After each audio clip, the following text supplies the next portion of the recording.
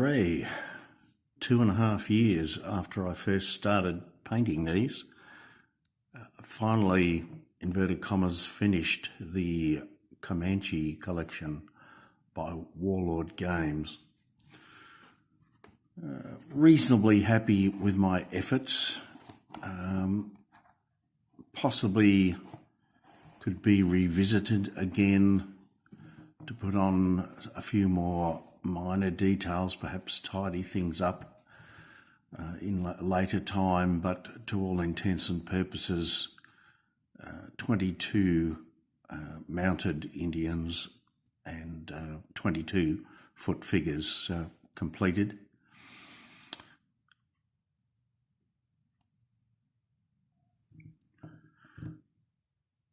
I did find the completion of these not entirely enjoyable.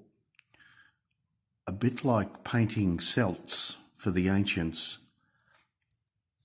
each figure needs to be more or less painted, or I find needs to be painted one at a time. You can't really sort of batch paint where, say, with a uniformed army, say European army, you go through and you paint all the pants a single colour, then you paint the coats a single colour, then you paint all the hats a single colour, etc. With these, it was very much a case of pluck the mounted and the dismounted figure and work on both at the same time. So sort of trying to complete it in sets.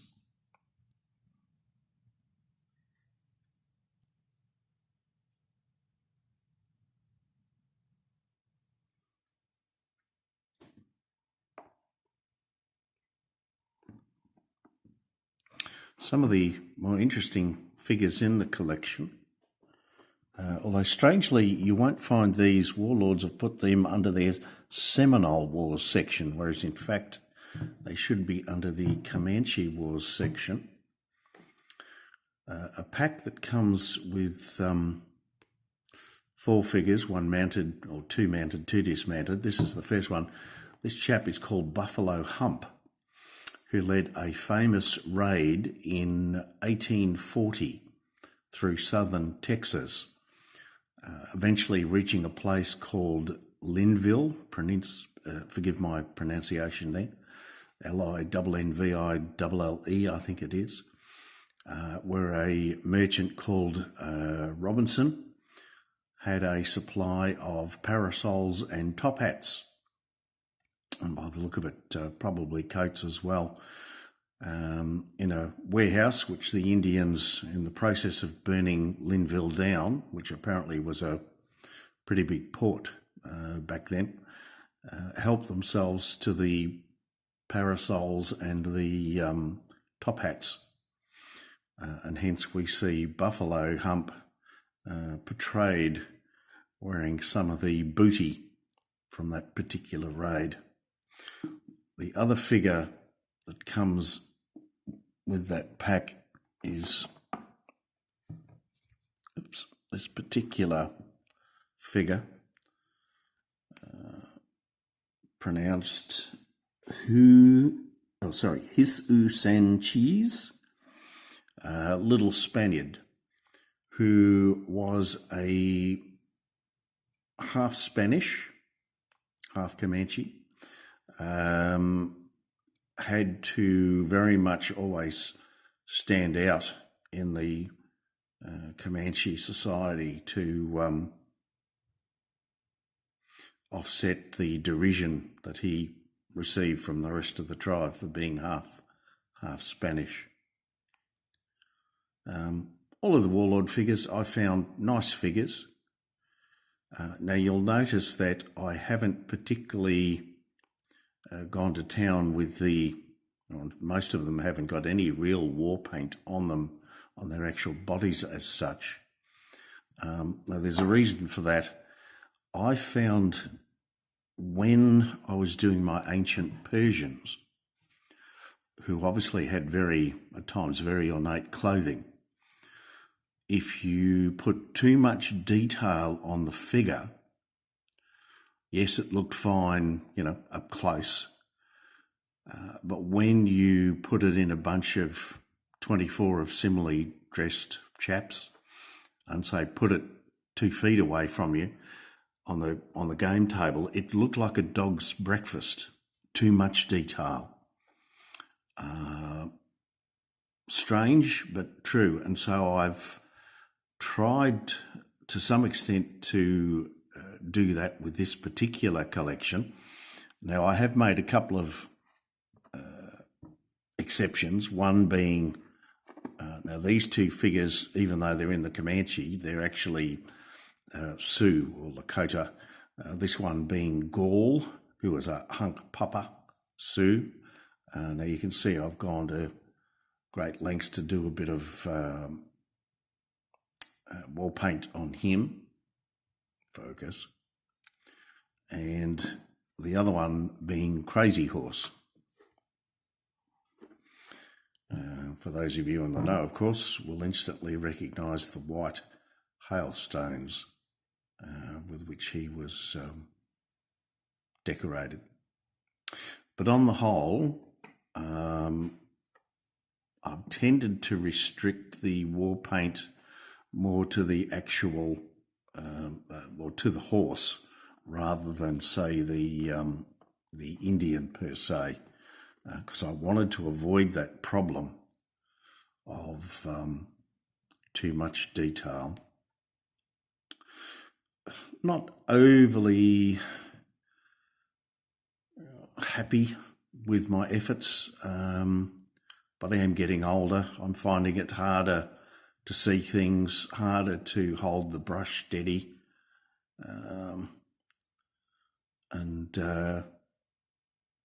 but a reasonable war game standard, I think, on the tabletop they'll do. I may go back, as I say later, may go back and perhaps try to spruce them up a little. Who else can we have a look at? Maybe this one. Oh.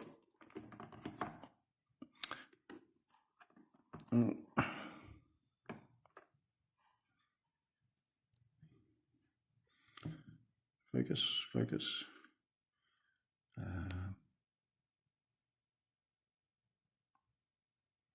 Yeah.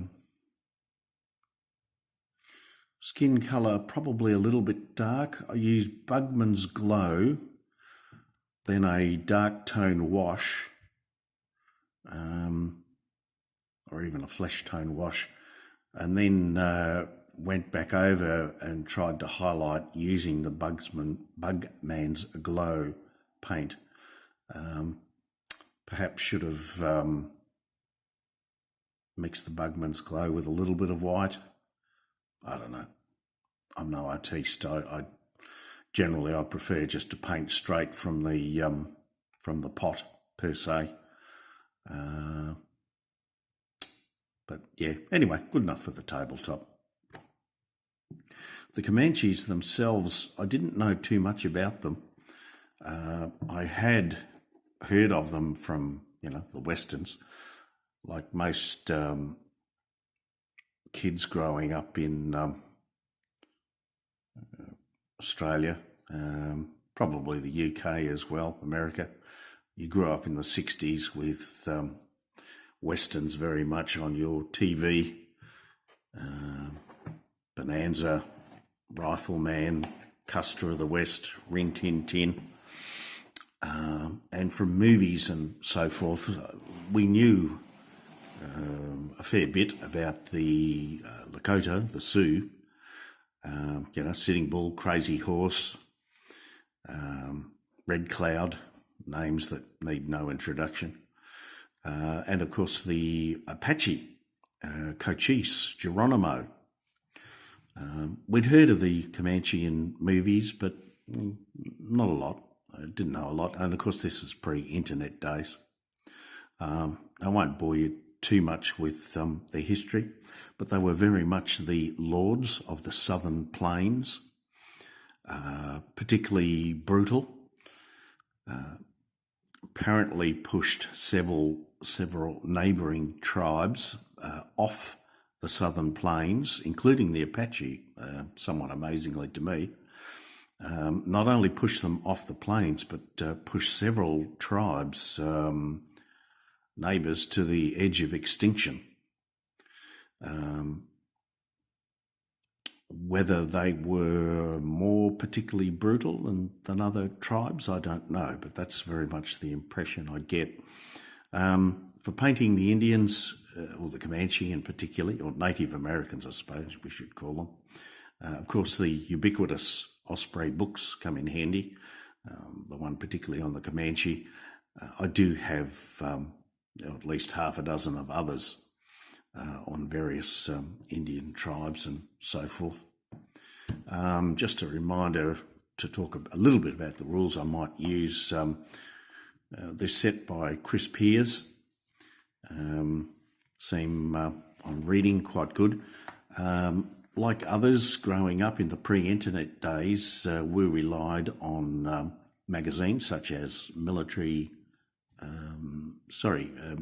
War Games and War Games Illustrated.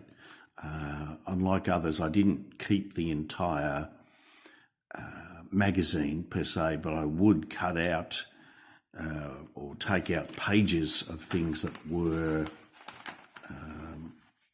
of interest to me and that I thought might come in handy at a later time.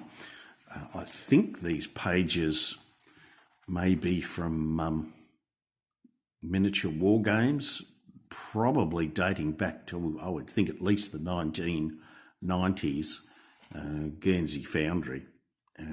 That should be able to give you some sort of date. But often good little articles that I found of interest,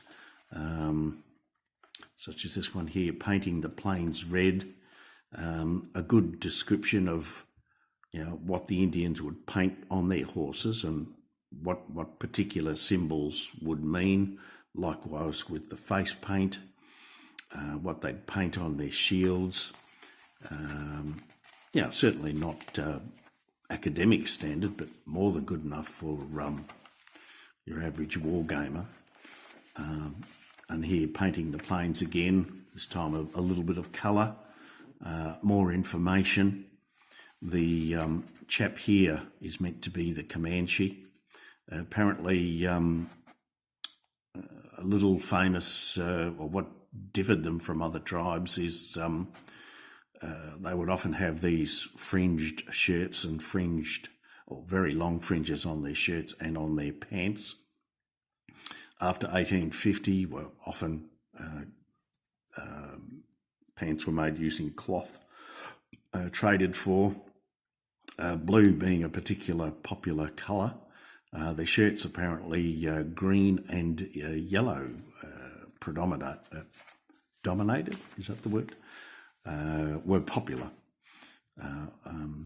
And this here, on their face, two bands of black. Apparently the Comanche favoured black war paint.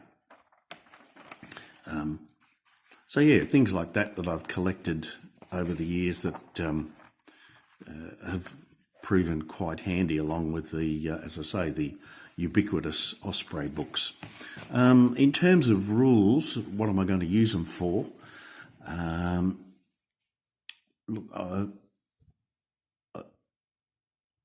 One of the problems I think I'm sort of facing myself now that I've got this particular small set finished, I might put them aside for a while I have a think about that.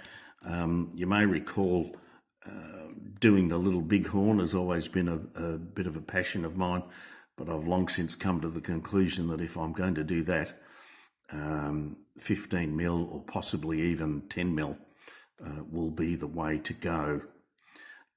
In terms of rules, of course, I have this particular set by Chris Peers. Not a great fan of black powder, but really like the variation of rules that they've done in Black Powder 2, Battle of Dead Man's Creek, two of the things that probably irk me a lot about many rules is the two things: the ease with which flank attacks are made. I think they're far too easy. Most rule sets make them far too easy to achieve, and particularly amongst the group that I attend up at Berwick, it sometimes feels like every game is just a constant exercise in flank attacks. And the other thing I don't particularly like about black powder is the ability to move 3 times and fire at full strength.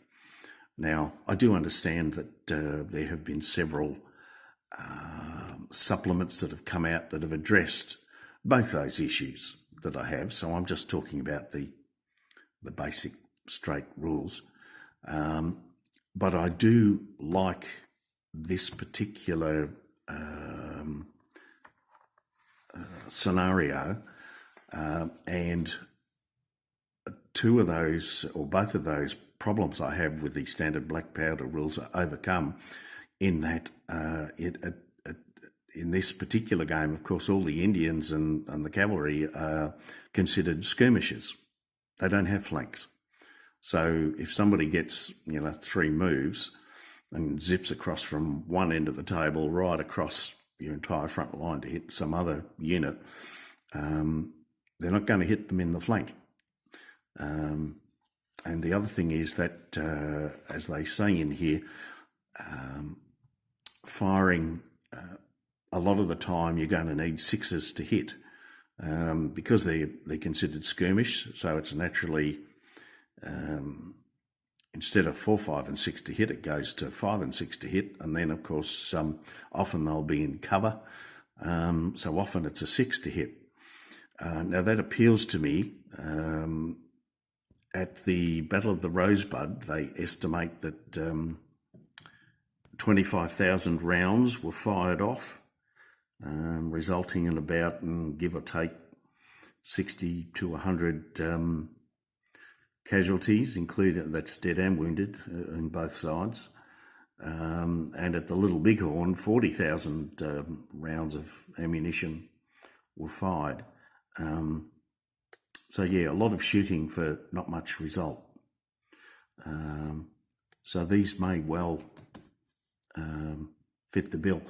Now, the only problem with both of these two rule sets is that I suspect I'm going to have to double the amount of Indians, Native Americans that I have, to come up with reasonable size forces for those games. And of course, the other thing is that while, yes, I've got 22 mounted Indians and 22 dismounted, there's really only 22 all up because, of course, your individual figure can be either mounted or dismounted. So you've really got to do if you're going to do it, I think, properly. I know a lot of people might, just buy mounted figures and then put a little token next to it to say it's dismounted.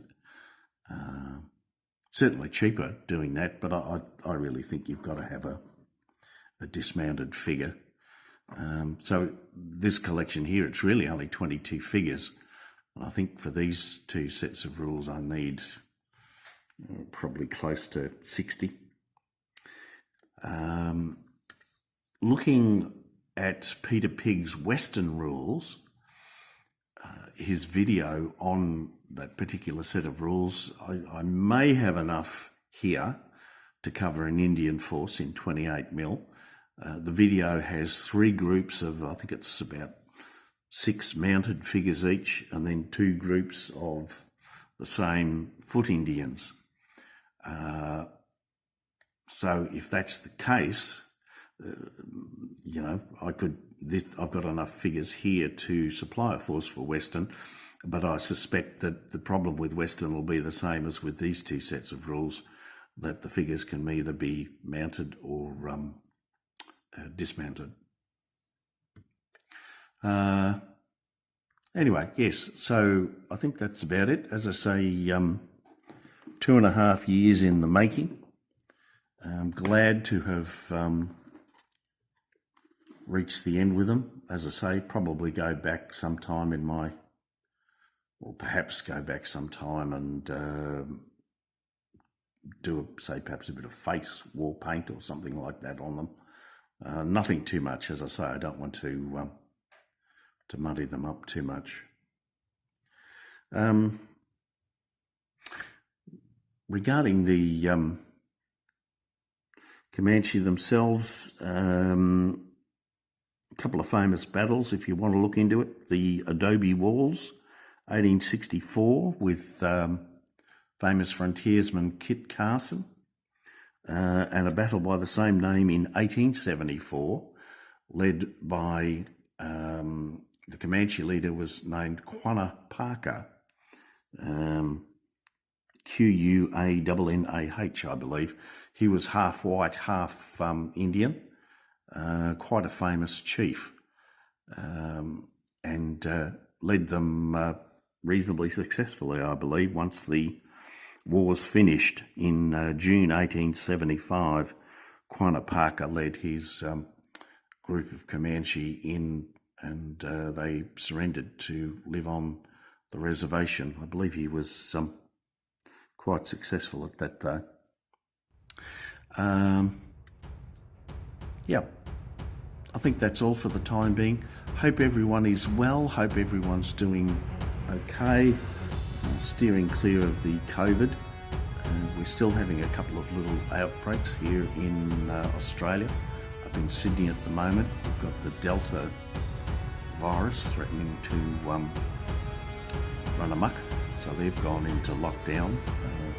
We have been in lockdown down here in Victoria, but at the moment things have calmed down and restrictions are easing.